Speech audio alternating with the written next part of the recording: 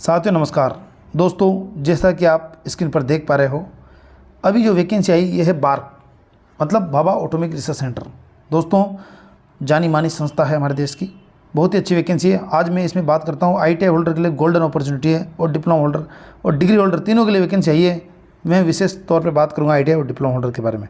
ठीक है दोस्तों, तो इसमें देखो आपकी जो वैकेंसी आई है वो साथियों, इसमें दो तरीके से इन्होंने वैकेंसी ली है। एक तो लिए डायरेक्ट रिक्रूटमेंट, दूसरा है ट्रेनिंग स्कीम।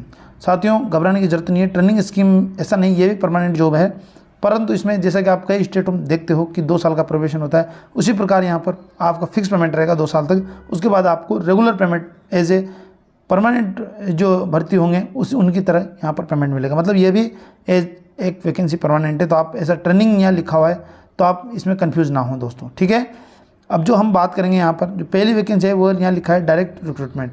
दोस्तों, ये वैकेंसी है, इसमें देख लो टेक्निकल ऑफिसर, ये पहला जो पॉइंट है ये सिर्फ डिग्री होल्डर अभ्यर्थियों के लिए है। इनका वैकेंसी टोटल 181। ठीक है दोस्तों, ITI और डिप्लोमा होल्डर अभ्यर्थियों के लिए नहीं है।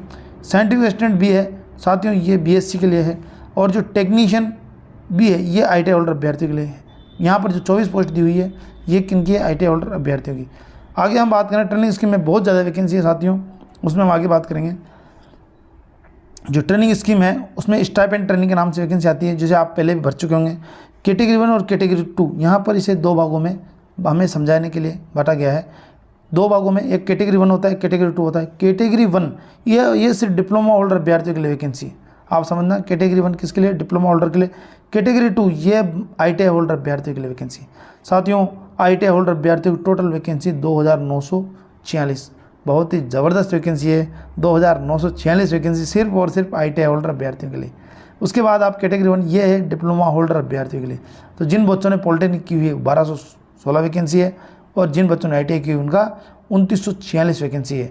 अब हम बात करते हैं इसमें स्टाइपेंड जो यहाँ पे दिया हुआ है। साथियों, यहाँ पर स्टाइपेंड दिया जाएगा, मतलब 1 साल तक डिप्लोमा होल्डर अभ्यर्थी जैसे इसमें ज्वाइन करता है तो पहले साल उसको मिलेगा 24,000 रुपये, अगले साल मिलेगा उसको 26,000 रुपये। उसके बाद उसको फिक्स पेमेंट नहीं मिलेगा, और उनका जो बेसिक है उसके अकॉर्डिंग उनका पूरा जो रेगुलर पेमेंट मिलता है रेगुलर कर्मचारी को, उसी प्रकार उनको पेमेंट मिलेगा। ITI वाले अभ्यर्थियों को फर्स्ट साल मिलेगा 20,000 रुपये, दूसरे साल मिलेगा 22,000 रुपये, और उसके बाद जैसे आपका 2 साल खत्म हो जाएगा आपका बेसिक पे और जितने भी अलाउंसेस है गवर्नमेंट के वो सब आपको दिए जाएंगे। ठीक है दोस्तों, तो कहने का मतलब ये है कि ट्रेनिंग स्कीम में आप कंफ्यूज ना हो, ट्रेनिंग स्कीम नहीं है, ये रेगुलर वैकेंसी है दोस्तों। ठीक है, तो बहुत ही ज़बरदस्त वैकेंसी ITI होल्डर अभ्यर्थियों के लिए। तो 3000 लमसम वैकेंसी है। ठीक है दोस्तों, इसमें मैं मुख्य बातें आपको करता हूँ। मैं बता चुका हूँ आपको कि टेक्निकल ऑफिसर ये सिर्फ BTech और MSc BSc होल्डर अभ्यर्थियों के लिए है, तो इस पर मैं ज़्यादा बात नहीं करूँगा। मैं ओनली ITI और डिप्लोमा होल्डर अभ्यर्थियों के लिए विशेष तौर पर बात करेंगे, फिर बाद में इस पर आएंगे हम। ठीक है दोस्तों, तो देखो यहाँ पर इलेक्ट्रिकल का वैकेंसी है डिग्री होल्डर अभ्यर्थियों के लिए, सब में BTech मांगा गया है। अब हम बात करते हैं यहाँ पर जो डिप्लोमा होल्डर की वैकेंसी आएगी उसमें देखो साइंटिफिक असिस्टेंट साथ ही डिप्लोमा मांगा जाएगा या BSc मांगा जाएगा। एक वैकेंसी यहाँ पर जो मैं बात करता हूँ फूड टेक्नोलॉजी से संबंधित है, तो इसमें टोटल इसकी 7 वैकेंसी है। BSc इसमें मांगा गया है कि सिर्फ फूड टेक्नोलॉजी या होम साइंस या न्यूट्रिशन से आपने BSc किया है तो आप यहाँ पे फॉर्म भर सकते हैं। ये रेगुलर वैकेंसी, इसमें आपको कोई स्टाइपेंड नहीं मिलेगा, स्टार्टिंग से आपको फुल पेमेंट यहाँ पर दिया जाएगा। इसी प्रकार हम ITI वाले अभ्यर्थियों की बात करते हैं, अगर इसमें है तो देखो ये टेक्नीशियन भी, यहाँ पे आपको फुल पेमेंट मिलेगा साथियों। यहाँ पे कोई ट्रेनिंग नहीं है, कोई स्टाइपेंड नहीं है, बहुत अच्छा पेमेंट मिलेगा। बॉयलर अटेंडेंट में कई भर्तियों में बच्चों में जोड़ देता हूँ साथियों। यहाँ पर 24 वैकेंसी है दोस्तों। सबसे कम आप रिकॉर्ड ये नोट कर लो कि सबसे कम अगर मेरिट जाएगा तो सिर्फ बॉयलर अटेंडेंट का जाएगा, बच्चे ही नहीं मिलते साथियों इसमें। तो मेरा कहना है ऐसे बच्चों से जो फिटर से ITI किए या मैकेनिकल किसी भी ब्रांच से ITI किए हैं वो ज़रूर ये अपना ये बॉयलर अटेंडेंट का सर्टिफिकेट अवश्य बनाएं। ठीक है दोस्तों, बहुत ही कम यहाँ पे मेरिट जाता है। इसमें सिर्फ क्या मांगा है? 10th पास मांगा है, कोई परसेंटेज का क्राइटेरिया नहीं है। एकमात्र बॉयलर अटेंडेंट ही ऐसा वैकेंसी इसमें परसेंटेज का यहाँ पर बार क्राइटेरिया नहीं मांगता, बाकी सब में 60% अबव चाहिए, आगे आपको देखने को मिलेगा। तो यहाँ पर सिर्फ SSC मांगा गया है, सिर्फ 10वीं पास होना चाहिए आप, और उसके बाद आपके पास 2nd क्लास बॉयलर अटेंडेंट का सर्टिफिकेट होना चाहिए साथियों। अगर आपके पास 2nd क्लास बॉयलर अटेंडेंट का सर्टिफिकेट है तो आपके लिए गोल्डन अपॉर्चुनिटी है।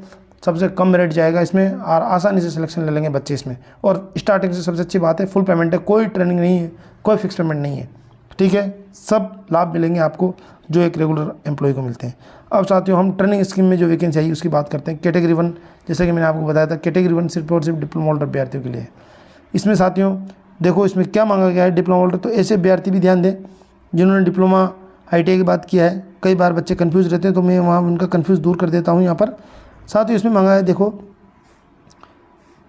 बोर्ड या टेक्निकल एजुकेशन से आपको 3 ईयर डिप्लोमा होना चाहिए SSC के बाद। 10वीं के बाद आपने 3 साल का डिप्लोमा किया है तो भी चलेगा, या 2 year diploma of high secondary के बाद आपने 2 साल का डिप्लोमा किया है तब भी यहाँ पर आप एंटाइटल हो, या ITI के बाद आपने 2 साल का डिप्लोमा किया है तब भी आप एंटाइटल हो, या BSc के बाद आपने डिप्लोमा किया है 2 साल का तो भी आप एंटाइटल हो। तो ऐसे बच्चे जो ITI के बाद डिप्लोमा किए हुए हैं वो बच्चे भी इस फॉर्म यहाँ पर फॉर्म भर सकते हैं स्टाइपेंड ट्रेनिंग के लिए, डिप्लोमा होल्डर अभ्यर्थी के लिए।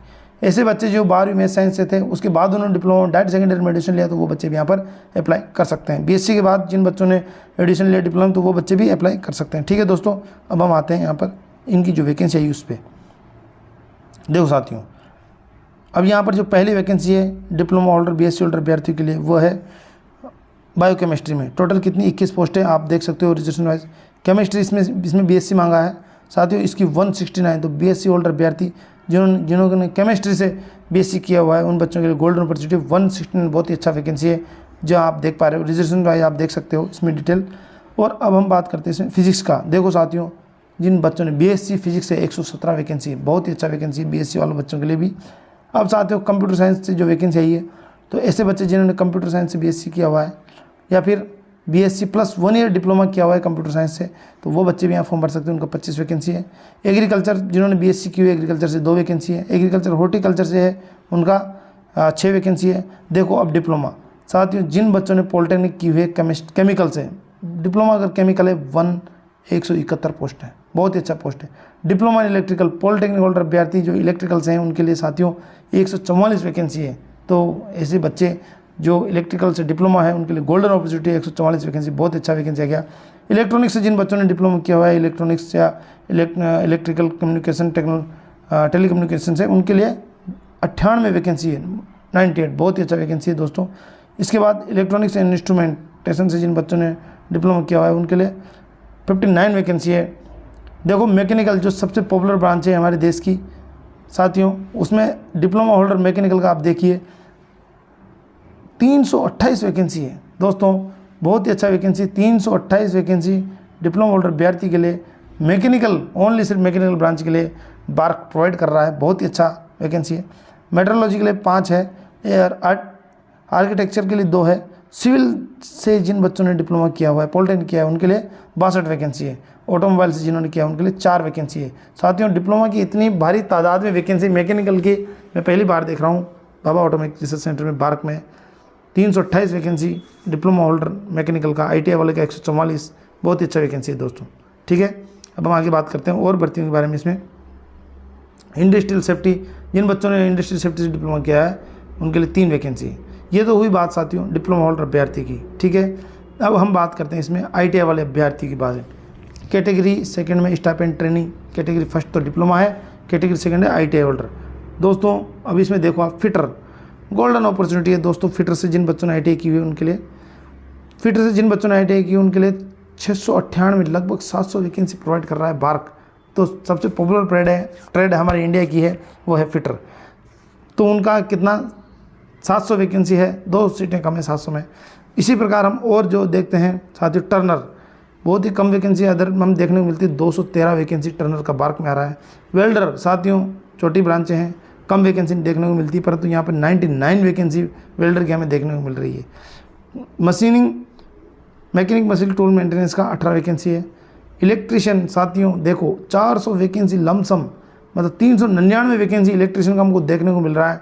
तो ये 2 ट्रेड है सबसे पॉपुलर, इलेक्ट्रिशियन और फिटर। तो फिटर की साथियों 698 लगभग 700 वैकेंसी फिटर का आ गया, और इलेक्ट्रिशियन का आ गया साथियों 400 वैकेंसी अप्रोक्सीमेट। यहाँ पे हमें इलेक्ट्रिशियन और फिटर दोनों ही पॉपुलर ट्रेड है, दोनों का अच्छा वैकेंसी देखने को मिल रहा है। इसके बाद इलेक्ट्रॉनिक्स मैकेनिक का 226 वैकेंसी है। ITI वाले बच्चों के लिए गोल्डन अपॉर्चुनिटी है दोस्तों। इंस्ट्रूमेंट मैकेनिक का 152 वैकेंसी यहाँ पर दिया हुआ है। एयर रेफ्रिजरेटर से अगर जिन बच्चों ने ITI की हुई है रेफ्रिजरेटर एयर कंडीशन से, उनका 95 वैकेंसी देखने को मिल रहा है। ड्राफ्ट्समैन मैकेनिक का 52 वैकेंसी है। ड्राफ्ट्समैन सिविल का 15 वैकेंसी है। मेसन का साथियों जिन बच्चों ने मेसन से ITI की है उन बच्चों का 30 वैकेंसी है। प्लम्बर साथियों 42 वैकेंसी है। कारपेंटर बहुत कम वैकेंसी देखने को मिलता है, 27 वैकेंसी दे दिया। मैकेनिक मोटर व्हीकल का 24 वैकेंसी है। डीजल मैकेनिक का भी 19 वैकेंसी आ गया साथियों, लगभग हर ट्रेड का आ गया। अब मैं आपको बात बताता हूँ यहाँ प्लांट ऑपरेटर का। साथियों इसमें सिर्फ 12वीं पास मांगा जाता है। अगर आपके 12वीं फिजिक्स केमिस्ट्री मैथ है तो आपके लिए भी गोल्डन अपॉर्चुनिटी है, अवश्य फॉर्म भरें। 532 वैकेंसी प्लांट ऑपरेटर का यहाँ पर आ गया है साथियों। ठीक है दोस्तों, ITI वाले की मैं क्वालिफिकेशन आपको बता दूँ यहाँ पर। जिन बच्चों ने ITI किए 10th में 60% होना जरूरी है दोस्तों। अगर आपके पास 60% नहीं है तो आप ये फॉर्म नहीं भर पाओगे। SSC साइंस में यहाँ लिखा है मिनिमम साथियों 60% होना आप कंपलसरी, उसके बाद आपका ट्रेड सर्टिफिकेट होना चाहिए। ठीक है दोस्तों, तो ये यहाँ का मुख्य जो इनका क्वालिफिकेशन क्राइटेरिया है, आप 60% होना आपका ज़रूरी है 10वीं के अंदर। ठीक है दोस्तों, अब हम बात करते हैं प्लांट ऑपरेटर का। सिर्फ इसमें 12th मांगा गया है साथियों, 12th में 60% होना जरूरी, फिजिक्स केमिस्ट्री मैथ्स के साथ। अगर आप पास ये है तो आप ये फॉर्म जरूर भरें। लेबोरेटरी का साथियों वही फिजिक्स केमिस्ट्री मैथ में 60% मांगा है। लेबोरेटरी का भी बहुत अच्छा वैकेंसी, लैब का 303 वैकेंसी हमें देखने को मिल रहा है, बहुत अच्छा वैकेंसी दोस्तों। और डेंटल टेक्नीशियन का जो वैकेंसी वो एक वैकेंसी यहाँ पर दोनों में आया है साथियों। 2 साल का यहाँ पर डिप्लोमा मांगा जाएगा डेंटल का। अब जो यहाँ पे बच्चे कंफ्यूज होंगे वो मैं आपको इंपॉर्टेंट बात बता दूँ, यहाँ पर साथियों 2 साल का ITI होना जरूरी है। अब जिन बच्चों के पास 1 साल का ITI है उनके लिए मैं बता दूँ आपको, जिन बच्चों के पास 2 साल का ITI है वो यहाँ के लिए सफिशिएंट है। और कई ITI जैसे कारपेंटर हुई या दूसरी ITI जो 1 साल की होती है उन बच्चों के लिए साथियों यहाँ पे क्या मांगा गया है, देखो यहाँ लिखा है कि नेशनल ट्रेड सर्टिफिकेट मतलब ITI पास हैं आप, 1 ईयर ड्यूरेशन। अगर आप 1 साल का ITI किए हैं तो आपके पास ये चीज़ भी होना जरूरी है, प्लस क्या होना चाहिए 1 ईयर वर्क एक्सपीरियंस। आपके पास 1 साल का एक्सपीरियंस होना अनिवार्य है। अगर आपके पास एक्सपीरियंस नहीं है तो भी चलेगा साथियों। ऐसी कंडीशन में आपके पास क्या है, आपके पास अगर आपने 1 साल का ITI किया है तो आपके पास अप्रेंटिसशिप होना, 1 साल का अप्रेंटिसशिप होना जरूरी है। अगर आपके पास ये क्राइटेरिया है तो आप ITI से फॉर्म भर सकते हैं। जिन बच्चों ने 2 साल का ITI किया है उनके लिए ऐसा एक्सपीरियंस का या अप्रेंटिसशिप की ज़रूरत नहीं है। ठीक है दोस्तों, आपके समझ में आ गया होगा ये चीज़। ठीक है, ये रिजर्व कैटेगरी है दिव्यांग अभ्यर्थियों के लिए, तो उनका जो रिजर्व पोस्ट है वो यहाँ पर बताया गया है। ठीक है दोस्तों, अब यहाँ पे एज क्राइटेरिया जो इम्पोर्टेंट है, ये तो ऑफिसर का है साथियों एज क्राइटेरिया। और ये ITI होल्डर और डिप्लोमा होल्डर अभ्यर्थी को साथियों अगर डायरेक्ट रिक्रूटमेंट में आप जा रहे हो तो 18 से 30 साल मांगा गया है। ITI होल्डर के लिए 18 से 25 मांगा गया है। परंतु स्टाइपेंड ट्रेनिंग के रूप में अगर आप जाते हैं, ज्वाइन करते हैं, तो डिप्लोमा होल्डर अभ्यर्थी का सिर्फ और सिर्फ 19 से 24 साल, सिर्फ 24 साल अगर आप एज ज़्यादा है तो आप जनरल से फॉर्म नहीं भर सकते। सेंट्रल गवर्नमेंट के अकॉर्डिंग आप जो छूट मिलेगा OBC ST SC को, उसके अनुसार आप यहाँ पे फॉर्म भर सकते हैं। इसी प्रकार ITI वाले अभ्यर्थियों का सिर्फ 18 से 22 साल का बच्चा ही यहाँ पे फॉर्म भर सकता है जनरल कैंडिडेट का। ठीक है साथियों, तो ये बात आप ध्यान रखिए। अब यहाँ पर जो एज क्राइटेरिया छूट जो केंद्र सरकार के अन्य विभागों में दी जाती है उसी प्रकार यहाँ पर दी गई। OBC को 3 साल, ST SC को 5 साल, दिव्यांग अभ्यर्थियों को 10 साल। ठीक है दोस्तों, अब हम इसमें और आगे जो बात करते हैं साथियों सिलेक्शन मेथड, ये इंपॉर्टेंट है थोड़ा। मैं इस पर आपको ITI वाले अभ्यर्थियों के लिए बात करूँगा और डिप्लोमा होल्डर अभ्यर्थी की बात करूँगा। ठीक है दोस्तों, ये आ गया हमारा टेक्नीशियन B का जो ITI होल्डर अभ्यर्थियों का किस प्रकार इनका सिलेक्शन होगा, क्या क्राइटेरिया रहेगा। साथियों ITI होल्डर अभ्यर्थियों के लिए यहाँ पर 3 स्टेज होगा। पहला स्टेज होगा प्रिलिमिनरी, दूसरा होगा एडवांस और तीसरा होगा स्किल टेस्ट। साथियों पहला जो स्टेज है ये स्टेज इतना इंपॉर्टेंट नहीं है, सिर्फ आपको पास करना है। आपका जो मेरिट बनेगा वो बनेगा पूरा एडवांस स्टेज पे। ठीक है, स्किल टेस्ट भी क्वालिफाइंग नेचर का होगा, ये भी इतना इंपॉर्टेंट नहीं है। तो आपका जो फाइनल सिलेक्शन होगा वो किस पे आधारित होगा, एडवांस टेस्ट पे आधारित होगा। इसका मेरिट ही आपको जॉब लगाएगा। प्रीलिमिनरी जो टेस्ट है साथियों ये सिर्फ 1 घंटे का होगा, आपसे 40 क्वेश्चन पूछे जाएंगे इसमें, और नेगेटिव मार्क नहीं करना है। इंपॉर्टेंट ये चीज़ ध्यान रखना है। अगर आप टाई हो जाते हो, लास्ट में आपके बराबर नंबर आते हैं किसी बच्चे से, तो यहाँ ये देखा जाता है कि किस बच्चे ने नेगेटिव मार्क्स कम किए हैं, तो उसको यहाँ पे पहली प्राथमिकता दी जाएगी।